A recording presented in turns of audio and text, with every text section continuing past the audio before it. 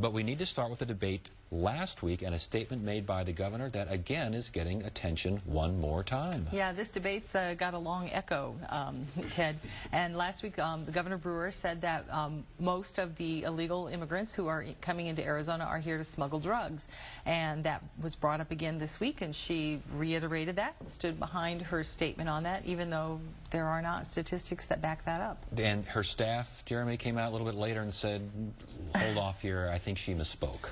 Yeah, a little later in the day, they said, yeah, she misspoke. She didn't really mean that. We don't really have the numbers to back that up. It was getting a lot of attention and, probably a lot more scrutiny than she wanted. Yeah, Dennis, what are your thoughts on this? Because she today, before the retraction, she reiterated and added a little on. I was going to say, I thought it was really interesting that she comes out, she doubles down on her statement, says, oh yeah, I'm standing by this statement, and then her campaign staff has to come through and clean up the mess afterwards and say, well, there were some missteps.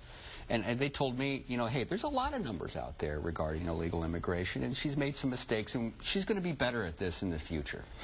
But, then on top of that, in mid-afternoon comes news that I think eluded most people, but on Greta Van Susteren's show nationally earlier this week, the governor said that there are beheadings happening in Arizona because of illegal immigration, drug-related activity.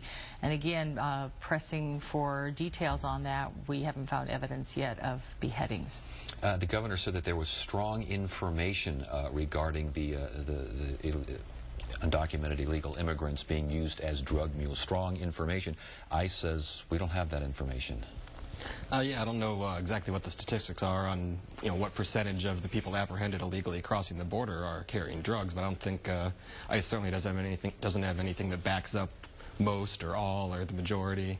And I was kind of surprised. I expected her to backtrack on that statement from her debate when she was asked this morning about it, but kind of went right back into it, saying, they're being co-opted by the cartels. They originally want to, come here looking for work, but they get co-opted by the cartels and they have them bring the drugs over. But no, listen, it kind of shows some of the confusion, I think, of this whole immigration debate, is there are a lot of numbers out there. And the part of the problem is we don't know really who's coming over here and how many numbers and whatnot. And, now we're starting to find out that some people aren't really being very careful with the facts and coming out and saying whatever they want to do. It just adds to this whole confusion when we're starting to talk about real solutions to the border problem. No, yeah, that's true, but I don't think there's any of the numbers that are out there, even though there's, as you said, maybe confusing numbers, I don't think there's anything that shows that a preponderance of the illegals in Arizona are here to run drugs. Her opponents can't come out and really be too hard on her because they've been making their own outrageous claims. I mean, Buzz Mills was making claims last week that we wrote about. He was saying 87% of all illegals coming across the border have prior criminal records. Well, where did he get his information from? Well, he got it from the governor. Where did the governor get her information from? Well, we don't know because they can't provide us that information. Come general election time, if Brewer is the candidate, does she get hit by this? Well, I think if you look at it, yeah. I mean, in general, this governor has a tendency to make misstatements.